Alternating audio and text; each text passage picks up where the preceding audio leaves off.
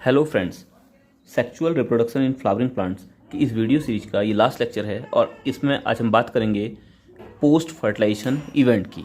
ऐसे इवेंट जो फर्टिलाइजेशन की प्रोसेस के बाद कंप्लीट होते हैं। तो इसमें फर्टिलाइजेशन के बाद जनरली एंजियोस्पर्मिक प्लांट में चार तरह के इवेंट कंप्लीट होंगे। पहला जो इवेंट है that is the development of endosperm. ठीक है, सबसे पहले एंडोस्पर्म का डेवलपमेंट। जैसा कि हम जानते हैं कि एंजियोस्पर्मिक प्लांट में डबल फर्टिलाइजेशन की प्रोसेस होती है और डबल फर्टिलाइजेशन की प्रोसेस में एक बार सिंगेमी होगी और दूसरी बार ट्रिपल फ्यूजन होगा और ट्रिपल फ्यूजन के प्रोसेस के दौरान एंडोस्पर्म का फॉर्मेशन होगा और एंडोस्पर्म 3x है। ठीक, दूसरी जो प्रोसेस है वो है डेवलपमेंट ऑफ एम्ब्रियो, है ना। एम्ब्रियो ये पोस्ट फर्टिलाइजेशन इवेंट के तौर पर हम देखेंगे। तो सबसे पहला इवेंट है इसमें एंडोस्पर्म डेवलपमेंट, है ना। जैसा कि हम जानते हैं कि endosperm is the triploid structure. Endosperm एक ट्रिप्लॉइड स्ट्रक्चर है और ये डेवलप करेगा और सीड के मोस्ट ऑफ द पोर्शन में हमें एंडोस्पर्म देखने को मिलेगा। एंडोस्पर्म सीड जर्मिनेशन के टाइम पर एम्ब्रियो को नरिशमेंट प्रोवाइड कराता है और प्लांट्स में तीन अलग अलग तरीके से एंडोस्पर्म का डेवलपमेंट हम देखते हैं। तो फर्स्ट तरह का जो डेवलपमेंट है that is the nuclear endosperm, nuclear type. Second one is the cellular type and third one is the helobial type. अब न्यूक्लियर टाइप के एंडोस्पर्म में होगा क्या, जैसे हम जानते हैं कि ये पूरा स्ट्रक्चर है किसका, सीड का, है ना। सीड के अंदर यहाँ तो ये एम्ब्रियो डेवलप हो रहा होगा, है ना। सीड के अंदर इधर तो ये एम्ब्रियो का डेवलपमेंट हो रहा होगा और नीचे एंडोस्पर्म का डेवलपमेंट होगा। प्राइमरली ये एक सिंगल सेल है, primarily it is a single cell, है ना। तो न्यूक्लियर एंडोस्पर्म डेवलपमेंट के टाइम पर, है ना, न्यूक्लियर एंडोस्पर्म का जो डेवलपमेंट होगा इसमें हम क्या देखेंगे कि सबसे पहले ये थोड़ा सा स्ट्रक्चर बड़ा हो जाएगा, है ना। बीच में वैक्यूल्स का फॉर्मेशन होगा और वैक्यूल्स के फॉर्मेशन के बाद, है ना, इसके माइक्रोपाइलर एंड पर, ये ऊपर वाला माइक्रोपाइलर एंड है, इस एंड पर हम एम्ब्रियो को देख रहे हैं। ये माइक्रोपाइलर एंड पर ये एम्ब्रियो है। ठीक, तो इसके बाद क्या होगा, पूरे के पूरे साइटोप्लाज्म में न्यूक्लियर डिवीजन देखने को मिलेगा, है ना। बहुत सारे न्यूक्लियस बन जाएंगे, है ना, बहुत सारे न्यूक्लियस यहाँ को देखने को मिलेंगे। और न्यूक्लियर डिवीजन के बाद जैसे ही न्यूक्लियर डिवीजन कंप्लीट होगा तो तब जाकर साइटोप्लाज्मिक डिवीजन होगा, है ना। तो न्यूक्लियर डिवीजन कंप्लीट होने के बाद हम क्या देखेंगे कि साइटोप्लाज्मिक डिवीजन होगा, है ना। हर न्यूक्लियस के चारों जो न्यूक्लियस डेवलप हुआ है तो हर न्यूक्लियस के चारों ओर साइटोप्लाज्म इकट्ठा होकर एक सेल का शेप ले लेगा। तो इस तरह का जो डेवलपमेंट है जिसमें सबसे पहले फ्री न्यूक्लियर डिवीजन हो, फ्री न्यूक्लियर डिवीजन हो और फ्री न्यूक्लियर डिवीजन के बाद साइटोप्लाज्मिक डिवीजन की प्रोसेस होगी। साइटोप्लाज्म इकट्ठा होगा और वो डिवाइड करके सेल का फॉर्म ले लेगा। तो इस तरह के एंडोस्पर्म डेवलपमेंट को हम न्यूक्लियर टाइप डेवलपमेंट बोलते हैं। और इसमें हमें एक कॉर्नर पर क्या दिखाई देगा, एम्ब्रियो दिखाई देगा, है ना। एक कॉर्नर पर हमें क्या दिखाई देगा, एम्ब्रियो दिखाएगा। दिस इज द एम्ब्रियो और दिस इज एंडोस्पर्म, है ना। और सबसे पहले हम देख रहे हैं कि इसमें क्या फ्री न्यूक्लियर डिवीजन हुआ है। This is the free nuclear division और this free nuclear division is followed by the formation of cell. ठीक है, उसके बाद सेल का फॉर्मेशन होगा। तो ये कंप्लीट स्ट्रक्चर एंडोस्पर्म है ना। ये भी एंडोस्पर्म है और जो ये स्ट्रक्चर दिखाई दे रहा है दिस इज द एम्ब्रियो। तो इस तरह का जो एंडोस्पर्म डेवलपमेंट है it is a nuclear type endosperm development. दूसरी तरह की अगर एंडोस्पर्म डेवलपमेंट की बात करूं मैं तो this is cellular type of endosperm development. Cellular type के एंडोस्पर्म डेवलपमेंट में सेलुलर टाइप का जो एंडोस्पर्म डेवलपमेंट है इसमें क्या होगा, देखिए पहले की तरह यहाँ आपको ये एम्ब्रियो है और ये एंडोस्पर्म की एक सेल है। तो जनरली इस तरह के एंडोस्पर्म डेवलपमेंट में nuclear division is followed by the cytoplasmic division. जैसे ही न्यूक्लियर डिवीजन होगा उसके बाद साइटोप्लाज्मिक डिवीजन, जैसे एक से दो न्यूक्लियस बने तो दो न्यूक्लियस बनते ही साइटोप्लाज्म का डिवीजन होगा। ठीक है, दो न्यूक्लियस के बनते ही साइटोप्लाज्मिक डिवीजन फॉलो होगा, है ना। इस तरह से जैसे जैसे ये डिवीजन आगे की ओर बढ़ेगा तो साइटोप्लाज्मिक डिवीजन भी साथ साथ होते रहेगा। 2 से 4, है ना, 4 से 8, इस तरह से ये डिवीजन आगे की ओर बढ़ेगा। ठीक, तो इस तरह से हम कह सकते हैं कि जब न्यूक्लियर डिवीजन के जस्ट बाद साइटोप्लाज्मिक डिवीजन हो तो इस तरह से जो एंडोस्पर्म का डेवलपमेंट होगा that is called that is called cellular type endosperm development. तो इस तरह के एंडोस्पर्म डेवलपमेंट को हम सेलुलर टाइप एंडोस्पर्म डेवलपमेंट कहेंगे। तीसरा तरह का है helobial type of endosperm development. इस तरह के एंडोस्पर्म डेवलपमेंट के टाइम पर ये दोनों का इंटरमीडिएट टाइप का एंडोस्पर्म डेवलपमेंट है ना। इसमें क्या होगा कि पहले तो सबसे पहले सेलुलर टाइप की प्रोसेस देखने को मिलेगी, means nuclear division then followed by cytoplasmic division, है ना। एक बार न्यूक्लियर डिवीजन होगा और उसके तुरंत बाद साइटोप्लाज्मिक डिवीजन हो जाएगा। उसके बाद दोनों ही जो हाफ ये बने हैं, ये दो जो सेल्स यहाँ आपको बनी हैं, इसमें फ्री न्यूक्लियर डिवीजन देखने को मिलेगा। ये फ्री न्यूक्लियर डिवीजन हो रहा है इधर, है ना। इसमें आपको क्या देखने को मिलेगा, फ्री न्यूक्लियर डिवीजन देखने को मिलेगा। और after the free nuclear division, है ना, जब फ्री न्यूक्लियर डिवीजन जब कंप्लीट हो जाएगा तो तब जाकर दोनों ही सेल्स में साइटोप्लाज्मिक डिवीजन होगा, है ना। उसका साइटोप्लाज्म डिवाइड करेगा, हर न्यूक्लियस के चारों ओर साइटोप्लाज्म डिवाइड करके सेल को फॉर्म करेगा। तो इस तरह का जो न्यूक्लियर डेवलपमेंट है that is the helobial type. और helobial type of endosperm development को हम क्या कह सकते हैं, एक intermediate type of nuclear intermediate type of endosperm development बोल सकते हैं। किस किस का इंटरमीडिएट भाई, सेलुलर और हेलोबियल टाइप का, है ना। तो हमने देखा कि जो सेलुलर टाइप है इसमें क्या होता है, nuclear development, nuclear division is followed by cytoplasmic division, ठीक है। इसमें फर्स्ट क्या होगा, फर्स्ट में होगा सेलुलर टाइप और सेकंड में क्या होगा, हेलोबियल टाइप। जैसे ही एक से दो सेलें बनेंगी तो दोनों ही हाफ में फ्री न्यूक्लियर डिवीजन होगा, तो इसको हम कहेंगे न्यूक्लियर टाइप, न्यूक्लियर टाइप। तो इस तरह से तीन तरह का एंडोस्पर्म डेवलपमेंट प्लांट्स में देखने को मिलता है। और जो सबसे कॉमन है that is the nuclear type, ये मोस्ट कॉमन होगा, ठीक है। ये मोस्ट कॉमन है पहली चीज। ये हो गया हमारा development of endosperm. Endosperm triploid structure है जो क्या करेगा, एम्ब्रियो को जब एम्ब्रियो जर्मिनेट कर रहा होगा, जब सीड जर्मिनेट कर रहा होगा तो सीड जर्मिनेशन के टाइम पर एम्ब्रियो को नरिशमेंट प्रोवाइड कराएगा। अब दूसरी चीज आती है एम्ब्रियो डेवलपमेंट, है ना। तो एम्ब्रियो का डेवलपमेंट किस तरह से होता है, एम्ब्रियो के डेवलपमेंट को हम साइंटिफिक टर्मिनोलॉजी में एम्ब्रियोजेनी कहते हैं। इसको हम क्या कहेंगे, एम्ब्रियोजेनी शब्द का यहां पर हम प्रयोग करते हैं। और मोनोकॉट और डाइकॉट दो तरह के प्लांट हैं, है ना। अगर प्लांट की मैं बात करूं, प्लांट दो तरह के हैं, एक है डाइकॉट और दूसरा है मोनोकॉट। तो दोनों ही तरह के प्लांट में एम्ब्रियोनिक डेवलपमेंट अलग अलग तरीके से होता है। हालांकि प्राइमरी स्टेजेस दोनों में सेम रहती हैं, लेकिन बाद में डेवलपमेंट अलग तरीके से होगा। डाइकॉट मीन्स जिसमें दो कॉटिलेडन्स पाए जाएंगे, जैसे मूंगफली को देखा होगा आपने, चने को देखा होगा या मटर को देखें तो उसमें दो कॉटिलेडन होते हैं। और मोनोकॉट की अगर बात करें, जैसे ग्रास फैमिली है, जितनी भी ग्रासेस हैं या आपके गेहूं है, चावल है, ये सब मोनोकॉट के अंदर आएंगे। मक्का है ना, एक ही कॉटिलेडन प्रेजेंट रहेगा, एक कॉटिलेडन, ठीक है। जैसे मैंने मटर को अगर मूंगफली को मैं तोड़ूं तो इस तरह से दो कॉटिलेडन देखने को मिलते हैं, लेकिन मक्का में इस तरह से दो अलग अलग नहीं होते, ठीक है। दो कॉटिलेडन नहीं होते, वहाँ को केवल एक ही कॉटिलेडन प्रेजेंट रहेगा। तो मोनोकॉट में डेवलपमेंट अलग तरीके से होगा और डाइकॉट में डेवलपमेंट अलग तरीके से होगा, ठीक है। तो embryogeny in dicot. Dicot plants की अगर बात करें तो जो हम सबसे पहली सेल देख रहे हैं, है ना, एम्ब्रियोनिक डेवलपमेंट के टाइम पर जो सबसे पहली सेल है दैट इज द जाइगोट, है ना। तो जो सबसे पहली सेल बनेगी ये जाइगोट कहलाएगी, है ना। और ये जाइगोट डिप्लॉइड नेचर का है ना। अब जाइगोट डिवाइड करके सबसे पहले दो सेल बनाएगा और फिर ये दो सेलें बार बार डिवाइड करते रहेंगी, है ना। तो इन दो सेलों में जो सबसे ऊपर की सेल है ये सस्पेंसर सेल है। ऊपर की सेल सस्पेंसर सेल कहलाएगी और नीचे वाली जो सेल है that is the embryo cell,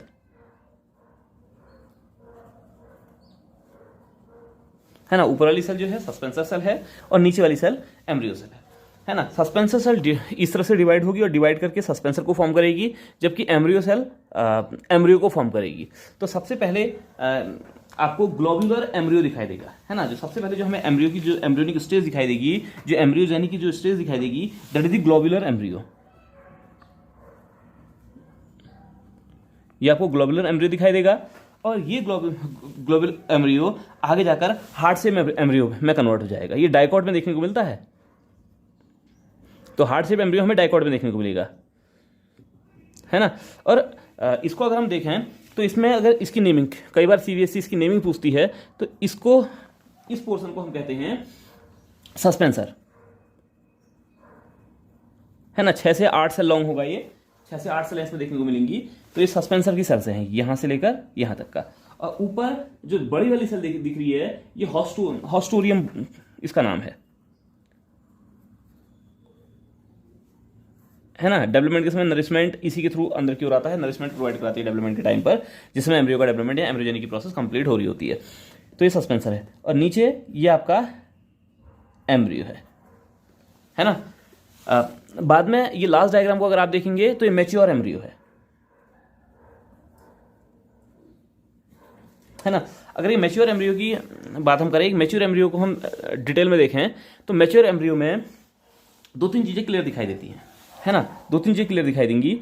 जो इसका ये वाला पोर्शन है, ये वाला, ये तो आपका सस्पेंसर है जिसका बाद में कोई काम नहीं रहता, बाद में खत्म हो जाता है। हालांकि सीबीएसई इसकी नेमिंग पूछती है। और ये है हॉस्टोरियल सेल, हॉस्टोरियम सेल। ये जो स्ट्रक्चर दिखाई देगा, ध्यान से देखेंगे, इस स्ट्रक्चर को जनरली हम रेडिकल बोलते हैं, है ना। और रेडिकल फ्यूचर रूट है, जो बाद में क्या बनाएगी, रूट में कन्वर्ट होगी, ठीक है। इसको फ्यूचर रूट बोला जाता है। और इसके ऊपर का जो स्ट्रक्चर आपको दिखाई दे रहा है, ये रूट कैप है, क्योंकि हर रूट में कैप प्रेजेंट रहती है ना, तो ये रूट कैप है। और इसको कैलिप्ट्रा के नाम से भी जानते हैं, कैलिप्ट्रा के नाम से भी इसको जानते हैं। साइंटिफिक टर्मिनोलॉजी में हम इस रूट कैप को कैलिप्ट्रा बोलते हैं। इसके अलावा इधर वाला पोर्शन इपिकॉटिल है और इससे थोड़ा सा नीचे का पोर्शन हाइपोकॉटिल कहलाएगा, है ना। और इपिकॉटिल का जो ये ऊपर वाला ये पोर्शन दिखाई दे रहा है, इपिकॉटिल में प्रोमिनेंट जो पोर्शन ये बल्जिंग दिखाई दे रही है, दैट इज द प्लोम्यूल, ठीक है। और प्लोम्यूल को फ्यूचर सूट के नाम से जानते हैं, है ना। ये स्टेम और लीव्स को डेवलप करेगा। और जो ये 2 दिखाई दे रहे हैं, दैट इज द कॉटिलिडन, ये कॉटिलिडन है। तो नेमिंग बहुत जरूरी है, डायग्राम को समझना बहुत जरूरी है, ठीक है। और अगर मोनोकॉट की बात करें तो प्राइमरी स्टेजेस तो यही रहेंगी, है ना। जाइगोट से 2 सेल बनेंगी, 2 सेल से फिर सस्पेंसर सेल इस तरह के स्ट्रक्चर बनाएगी और ग्लोबुलर एम्ब्रियो सेल एम्ब्रियो को बनाएगी। लेकिन बाद की स्टेजेस थोड़ा सा अलग हो जाती हैं। और एक फुली फॉर्म्ड मोनोकॉट के एम्ब्रियो को अगर हम देखें, है ना, एक फुली फॉर्म्ड मोनोकॉट के एम्ब्रियो को देखें तो कुछ ये इस तरह का दिखाई देता है ना। तो ये है आपका मोनोकॉट एम्ब्रियो, है ना। फुली फॉर्म्ड मोनोकॉट के एम्ब्रियो को देखें तो कुछ इस तरह का दिखाई देगा। और इस मोनोकॉट के एम्ब्रियो में कुछ स्ट्रक्चर्स, कुछ चीजें हमें देखने को मिलती हैं। सबसे पहले जो स्कूटेलम कहलाता है, ये स्कूटेलम, है ना। और जो ये इसमें स्कूटेलम वाला पोर्शन है ना, ये कॉटिलिडन है, ये कॉटिलिडन है, ठीक। एक ही कॉटिलिडन है, तो ये एक कॉटिलिडन दिखाई दे रहा है। हालांकि दूसरा कॉटिलिडन रिड्यूस रहता है और इस पोर्शन को हम इपीब्लास्ट बोलते हैं, है ना। इस पोर्शन को हम इपीब्लास्ट बोलेंगे। और इधर वाले ये देखिए ये जो राउंडेड स्ट्रक्चर है अंदर, ये सूट एपेक्स है ना, जो बाद में क्या बनाएगा, लीव्स एंड सूट को फॉर्म करेगा। और इसका ये वाला जो स्ट्रक्चर है इस सूट एपेक्स के ऊपर, ये कहलाता है कोलियोप्टाइल, ये स्ट्रक्चर कोलियोप्टाइल कहलाएगा। और नीचे ये वाला पोर्शन, ग्रीन वाला जो पोर्शन है, दैट इज द रेडिकल, है ना। और रेडिकल मीन्स मैं पहले ही बता चुका हूं, फ्यूचर रूट को हम रेडिकल बोलते हैं, जो बाद में रूट को डेवलप करेगी। और इसके ऊपर ये रूट कैप चढ़ा हुआ है ना। और नीचे वो जो सबसे नीचे का जो एंड होगा, दैट इज कॉल्ड कोलियोराइजा, वो कहलाएगा आपका कोलियोराइजा। तो एक मोनोकॉट के एम्ब्रियो में ये सारे स्ट्रक्चर आपको देखने को मिलेंगे। ठीक, अब ये दो चीजें तो हो गई कि भाई एंडोस्पर्म का डेवलपमेंट और एम्ब्रियो का डेवलपमेंट किस तरीके से होता है। अब तीसरी चीज जो इसमें इंपॉर्टेंट है ये आता है आपका सीड, है ना। तो सीड डेवलप किससे होगा भाई? सीड डेवलप होता है ओव्यूल से,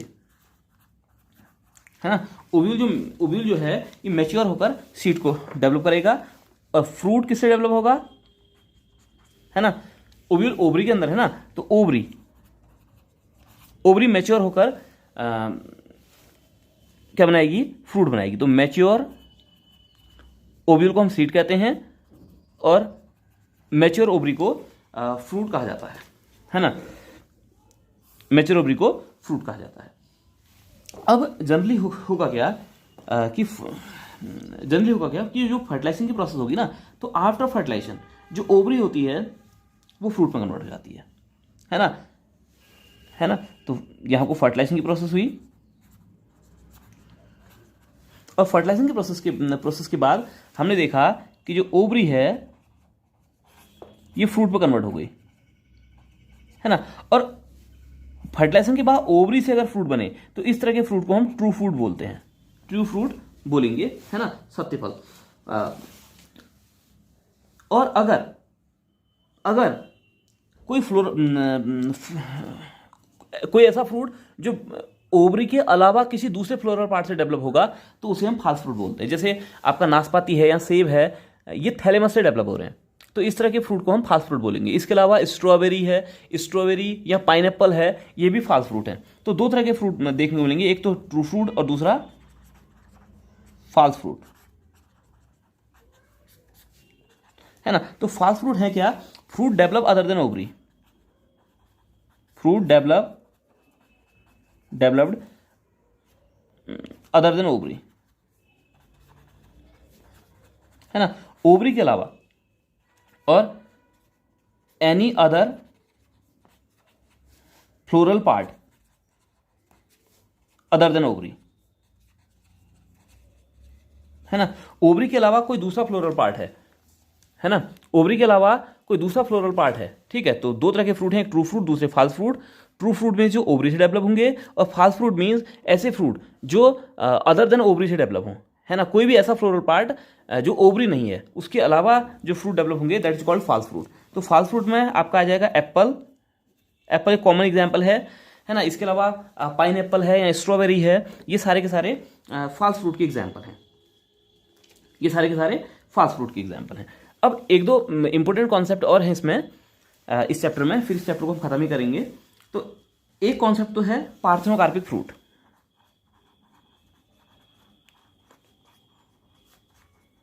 पार्थेनोकार्पिक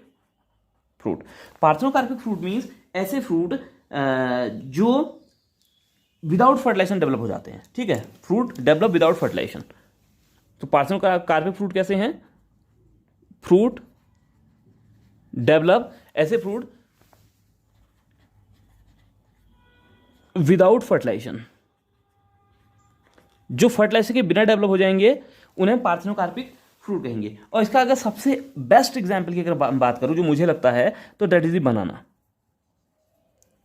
ठीक है। तो बनाना एक पार्थेनोकार्पिक फ्रूट है जो बिना फर्टिलाइजेशन के डेवलप हो रहा है, ठीक है। तो एक ऐसा फ्रूट है जो बिना फर्टिलाइजेशन के डेवलप हो रहा है। तो इस तरह के फ्रूट को हम पार्थेनोकार्पिक फ्रूट कहते हैं। और कई बार सीड भी फर्टिलाइजेशन के बिना डेवलप हो जाते हैं, ठीक है। तो कई बार सीड भी बिना फर्टिलाइजेशन के डेवलप हो जाते हैं, ठीक है। तो हम कह सकते हैं प्रोडक्शन ऑफ सीड, हालांकि केले में तो सीड नहीं होते, अदर प्लांट की बात कर रहा हूं। Production of seed without fertilisation, मतलब ऐसे सीड जो बिना फर्टिलाइजेशन के डेवलप हो जाएंगे, ठीक है। तो उन सीड्स को हम तो इस तरह की ये जो प्रोसेस है ना, जिसमें सीड डेवलप होते हैं फर्टिलाइजेशन के बिना, तो ये प्रोसेस कहलाती है एपोमिक्सिस, है ना। यह एपोमिक्सिस को हम इस तरह से भी देख सकते हैं कि किसी नए इंडिविजुअल का फॉर्मेशन हो जाए किसके असेक्सुअल रिप्रोडक्शन के through without the involvement of formation and fusion of gametes, है ना। जहां को गैमेट्स का ना तो फॉर्मेशन हो रहा हो ना गैमेट्स का फ्यूजन हो रहा हो, और इसके बिना ही नई प्लांट का डेवलपमेंट हो जाए तो इस प्रोसेस को हम एपोमिक्सिस कह सकते हैं, या फिर हम कह सकते हैं कि ऐसे सीड जो बिना फर्टिलाइजेशन के बन जाए। तो सीड तो भाई फर्टिलाइजेशन के बाद बनेगा ना, ओव्यूल सीड में कन्वर्ट होता है, और जब फर्टिलाइजेशन ही नहीं हुआ तो सीड नहीं बनता। लेकिन कई प्लांट्स ऐसे हैं जिनमें सीड का फॉर्मेशन हो जाता है ना, और सीड बन जाते हैं बिना फर्टिलाइजेशन के। तो ये प्रोसेस कहलाती है एपोमिक्सिस। ठीक, ये प्रोसेस कहलाती है एपोमिक्सिस। और इसी चैप्टर में एक टर्म और है जिसका नाम है टर्म है पॉलीएम्ब्रियोनी।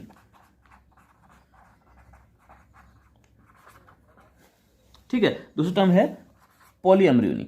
अगर पॉलीएम्ब्रियोनी की मैं बात करूं तो पॉलीएम्ब्रियोनी का मतलब होता है development of more than one embryo inside the seed, है ना, मोर देन वन एम्ब्रियो